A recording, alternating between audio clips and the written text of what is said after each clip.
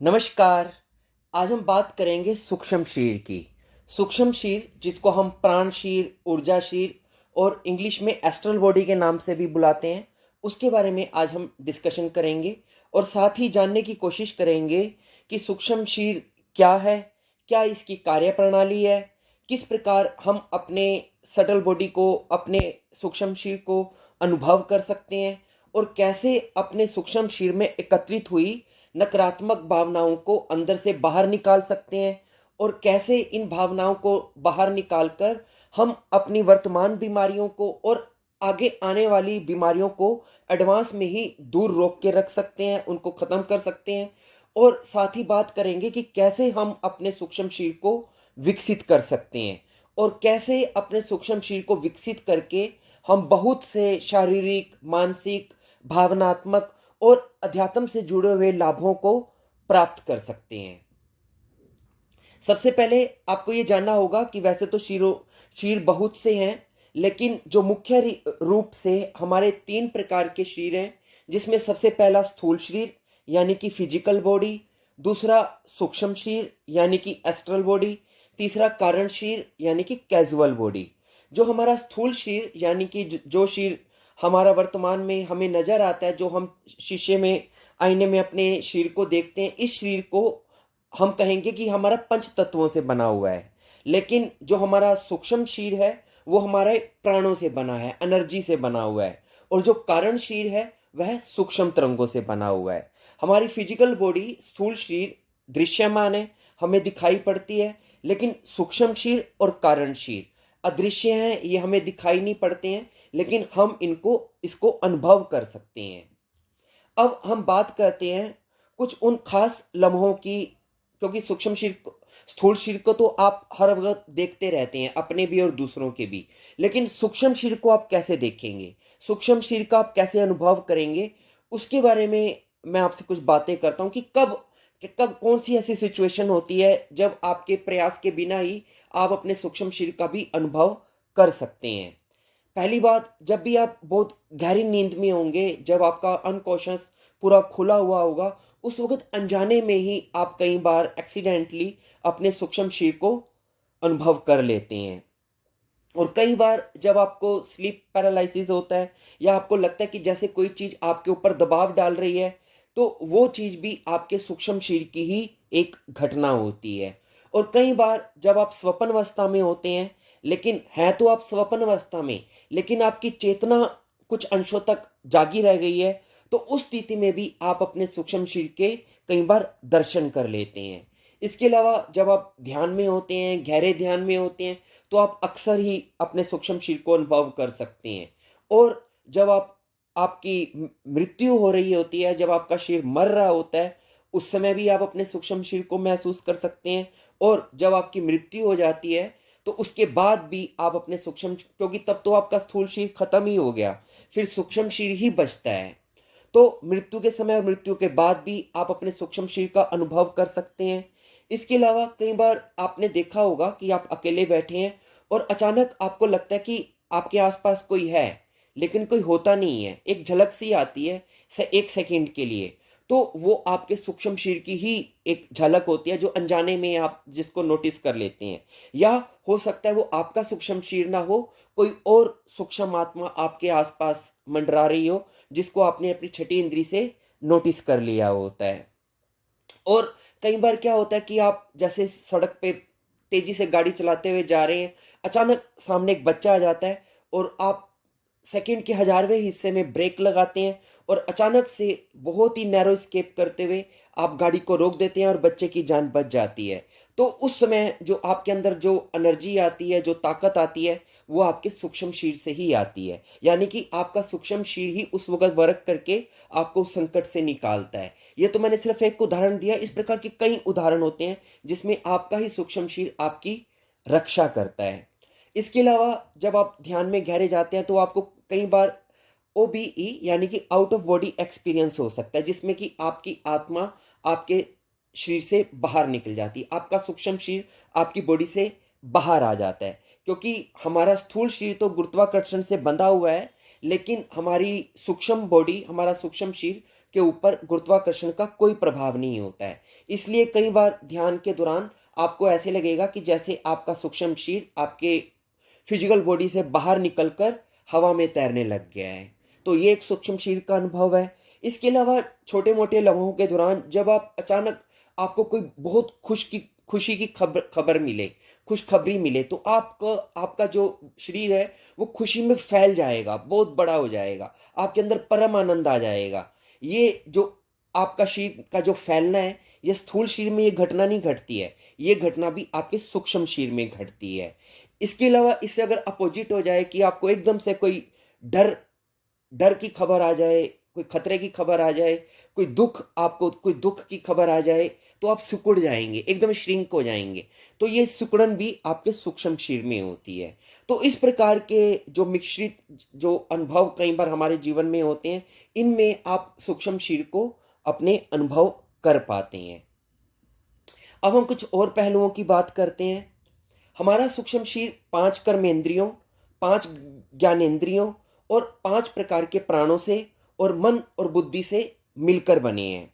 इन्हीं से हमारे सूक्ष्म शरीर की रचना हुई है।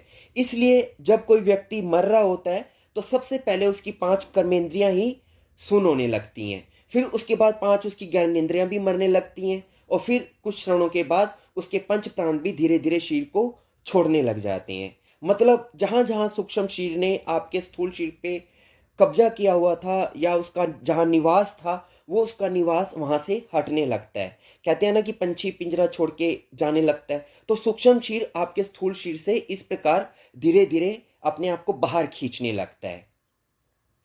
और जब व्यक्ति की मृत्यु होती है तो हमारा भौतिक शरीर तो राख हो जाता है, लेकिन हमारा सूक्ष्म शरीर आत्मा के साथ नए जन्म की तलाश में आगे की ओर निकल पड़ता है। और जब हमारा शरीर की मृत्यु होती है तो स्थूल शरीर तो मर जाता है, लेकिन सूक्ष्म शरीर आत्मा के साथ, कारण शरीर के साथ बचा रहता है।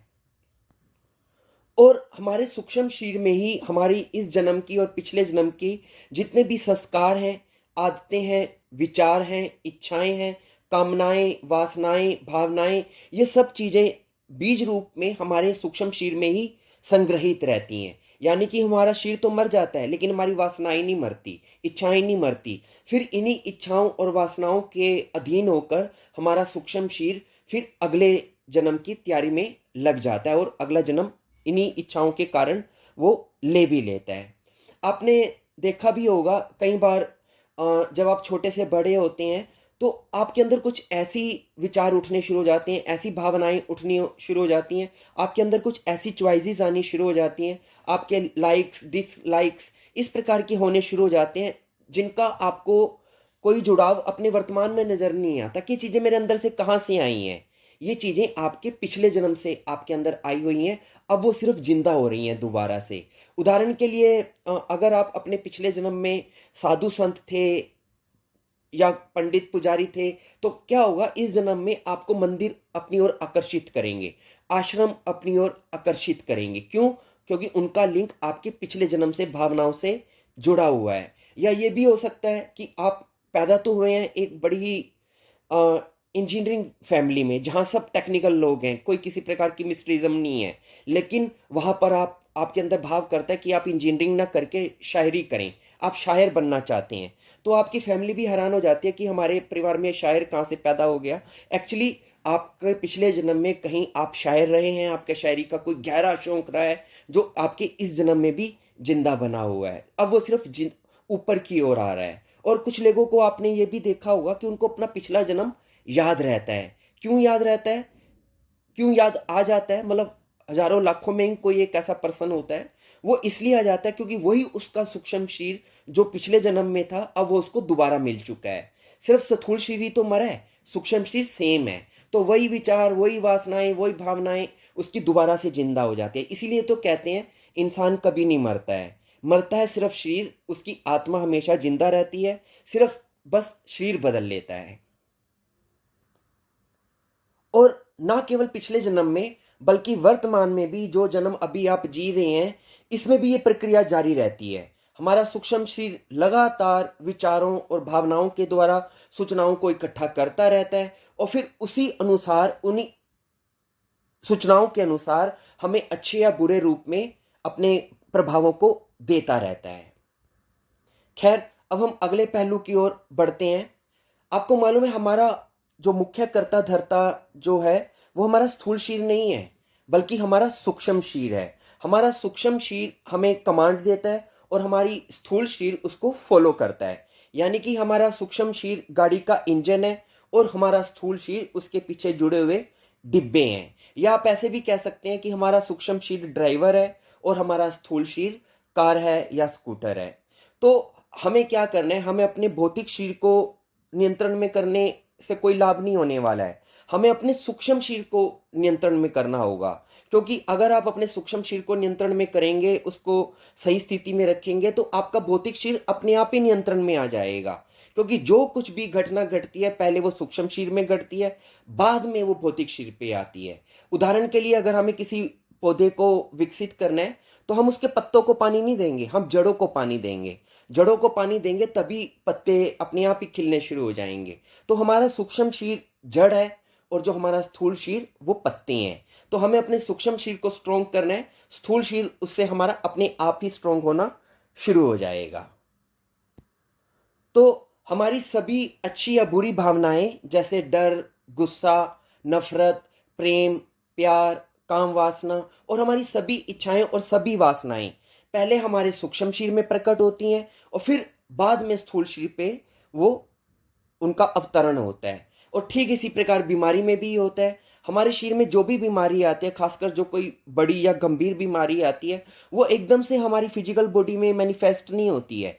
पहले वो हमारी एस्ट्रल बॉडी में उसके बीज पड़ते हैं। फिर वही बीज जब बढ़ जाते हैं, फिर वो उसका जो प्रकटीकरण है वो स्थूल शरीर में होता है। तो कहने का तात्पर्य है, हमारी भावनाएं और हमारे रोग, इन दोनों का जो उद्गम स्थल है वो सूक्ष्म बॉडी है, ना कि स्थूल बॉडी। और हमारे जितने भी ये इमोशंस हैं ये इथरिक इथरिक होते हैं, इसीलिए ये इथरिक बॉडी से जुड़े हुए भी होते हैं। जब यही हमारे इथरिक जो इमोशंस हैं, जब यही हमारे भाव सूक्ष्म से स्थूल में पहुंच जाएं तो क्रिया बन जाते हैं।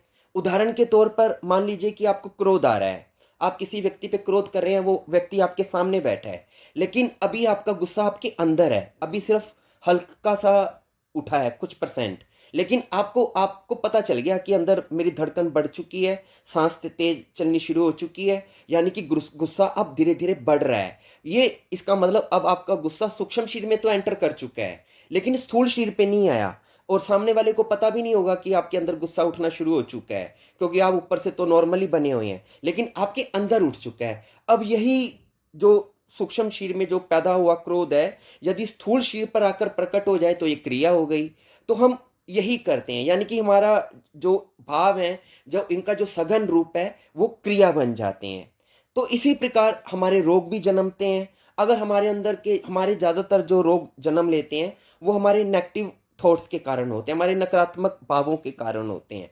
तो जब आपके नकारात्मक भाव बढ़ते चले जाते हैं, उदाहरण के लिए मान लीजिए कि आपके अंदर क्रोध, आप रोज क्रोध करने लग गए बिना नागा, कभी घर में कभी ऑफिस में, और रोज क्रोध कर करके उसे अपने अंदर बूंद बूंद इकट्ठा किए जा रहे हैं, तो इससे क्या होगा, आपके सूक्ष्म शरीर में जहर इकट्ठा होना शुरू हो जाएगा। फिर जब आपके सूक्ष्म शरीर में बूंद बूंद गुस्से का जहर इकट्ठा होना शुरू हो जाएगा तो उसका असर आपके शरीर में रोग के रूप में प्रकट होना शुरू, आपको ब्लड प्रेशर की प्रॉब्लम होनी शुरू हो जाएगी। मतलब आप जो भी नकारात्मक भाव करेंगे वो आपके रोगों में कन्वर्ट होने शुरू हो जाएंगे। लेकिन आप इन क्रियाओं को रोक भी सकते हैं, क्योंकि हम, लेकिन हमारे साथ क्या होता है, हम बह जाते हैं। आपके ऊपर गुस्सा आया, आप चाहते तो अलर्ट हो जाते और उस गुस्से को वहीं शांति के साथ उसको ऑब्जर्व करके अपने आप को समझा के इंटेलिजेंसी से उस गुस्से को वाष्पीभूत भी कर सकते थे। लेकिन हम रिएक्ट कर देते हैं, हम क्रिया कर देते हैं, हम लड़ने लग जाते हैं। तो उससे क्या होता है, फिर वो चीज बहती चली जाती है। लेकिन अगर आप जागरूक रहेंगे तो आप उस चैन को वहीं पे रोक भी सकते हैं। इसी प्रकार आप अपने अंदर बीमारियों को भी रोक सकते हैं, क्योंकि अगर आप अपने जब ध्यान में गहरे बैठेंगे तो क्या होगा, जब आप ध्यान में गहरे बैठेंगे, जब आप अपने सूक्ष्म शरीर में एंटर करेंगे तो वहां जो ध्यान से आपकी जो ऊर्जा पैदा हुई है वो आपके सूक्ष्म शरीर में भी जाएगी, और सूक्ष्म शरीर में जितने भी आपने जख्म इकट्ठे किए हुए हैं, जहर इकट्ठे किए हुए हैं, ब्लॉकेज इकट्ठे किए हुए हैं, उनको वो क्लीन करना शुरू कर देगी, तो जिससे कि आपकी बीमारी का जो बीज है वो आपके सूक्ष्म शरीर में ही खत्म हो जाएगा, वो भौतिक शरीर तक आ ही नहीं पाएगा। तो यदि आप अपना सूक्ष्म शरीर शुद्ध कर लेते हैं, बाधा रहित कर लेते हैं, उनके ब्लॉकेज को खत्म कर देते हैं, तो आपका स्थूल शरीर भी फिर स्वस्थ और स्ट्रांग होना शुरू हो जाएगा। अगर आपका शरीर, सूक्ष्म शरीर शुद्ध है, स्ट्रांग है, उसमें कोई ब्लॉकेज नहीं है, तो आप हमेशा आनंदित रहेंगे, आप हमेशा सुखी रहेंगे, आपके चेहरे पर तेज रहेगा और आपका आभा मंडल स्ट्रांग बनेगा और आपको जीवन में हर चीज की प्राप्ति होगी। जिस व्यक्ति का सूक्ष्म शरीर स्ट्रांग होगा तो उसे जीवन में किसी प्रकार की कोई कमी नहीं रहती है। लेकिन अगर आपका सूक्ष्म शरीर, आपका एस्ट्रल बॉडी अशुद्ध है, विकारों से भरा हुआ है, तो आपको दुख, बीमारी, कष्ट, अभाव, इन चीजों को फिर जीवन में झेलना ही पड़ेगा। तो ऐसा हम क्या करें कि हम अपने सूक्ष्म शरीर को शुद्ध कर सकें, उसको विकारों से रहित कर सकें। तो उसके कुछ दो चार उपाय मैं आपको बताता हूं, आप उनको हमेशा फॉलो करें। सबसे पहली बात, हमारे सूक्ष्म शरीर में ब्लॉक क्यों आते हैं, वह कमजोर क्यों पड़ता है, हमारे नेगेटिव होने के कारण, हमारे नकारात्मक विचारों और भावों के कारण। तो आप कभी भी नकारात्मक मत रहें, तनाव, चिंता, टेंशन, बेचैनी, इन चीजों से बचें और अपने आप को हमेशा पॉजिटिव करके रखें, हमेशा खुश रहें, प्रसन्न रहें, संतुष्ट रहें और प्रेम पूर्ण बने रहें। इसके अलावा अपने मानसिक गुणों को बढ़ाएं, जैसे कि अपनी संकल्प शक्ति को बढ़ाकर रखें, अपना मनोबल बढ़ाकर रखें, अपने अंदर करेज, उत्साह, पैशंस, इन चीजों को उठा के रखें, अपने आत्मविश्वास को बढ़ा चढ़ाकर रखें, क्रिएटिव रहें, हर वक्त कुछ ना कुछ करते रहें, सृजन करें, कुछ सुंदर चीज का निर्माण करें, यानी कि एक्टिव रहें। इसके अलावा आप एक्सरसाइज करें, क्योंकि जब आप एक्सरसाइज करेंगे तो आपका ब्लड इतना तेजी से सर्कुलेट करेगा कि उसके अंदर के जो ब्लॉक हैं वो ब्लड सर्कुलेशन से ही टूट जाएंगे। योग करें, स्ट्रेचिंग करें, जब आप स्ट्रेच करेंगे तो मसल्स के अंदर जो आपके तनाव है वो खत्म होगा। प्राणायाम करें, नाम ही जिसका है प्राणायाम, मैंने आपको पहले ही बताया कि हमारा सूक्ष्म शरीर प्राणों से बना है। तो जब आप प्राणायाम करेंगे तो आपके अंदर प्राण बढ़ेंगे, आपके अंदर ऊर्जा बढ़ेगी, एनर्जी बढ़ेगी, जिससे कि आपका सूक्ष्म शरीर स्ट्रांग होगा। और बहुत इंपॉर्टेंट कि अपनी डाइट को ठीक रखें। अगर आप निषिद्ध आहार लेते हैं, अनुचित आहार लेते हैं, अस्वास्थ्यकर आहार लेते हैं, गलत आपका खाना पीना है, तो आप अपने शरीर का नुकसान कर रहे हैं। और अपने आचरण को भी ठीक रखें, सही समय पे सोएं, सही समय पे जागें। आप समझदार हैं कि आपको क्या क्या चीजें सही हैं, क्या गलत है, मुझे इतना बताने की जरूरत नहीं है। बस आप अपने आहार विहार को ठीक रखें। इसके अलावा कुछ मंत्रों का जाप करें, खासकर ओम महामंत्र का जाप करें, क्योंकि ओम का जाप करने से उसकी जो वाइब्रेशन है आपकी पूरी सटल बॉडी में ट्रेवल करती है, जिससे कि उसके जितने भी ब्लॉक होते हैं वो खुल जाते हैं। और हमेशा अपने आप को प्रेजेंट मोमेंट में रखें, वर्तमान पल में रहें, भूत और भविष्य की ज़्यादा टेंशनों में मत रहें और मेडिटेशन करें। क्योंकि जितना मेडिटेशन करेंगे, कोई भी आप मेडिटेशन करते हैं, लगभग सभी मेडिटेशन से, ध्यान के अभ्यास से हमारा सूक्ष्म शरीर विकसित होता है। और खासकर इस प्रकार का मेडिटेशन जरूर करें जिसमें आप पूर्ण विश्राम में चले जाते हैं, डीप रिलैक्सेशन में चले जाते हैं, गहन जागरूक, और जिसमें आप डीप रिलैक्सेशन में भी हैं लेकिन अलर्ट भी बने हुए हैं।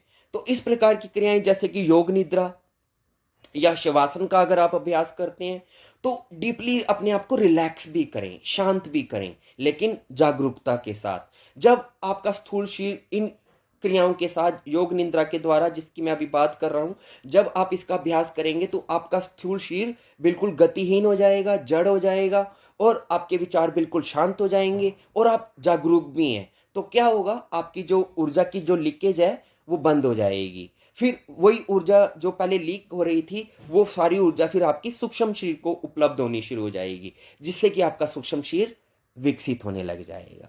तो इन क्रियाओं को करें।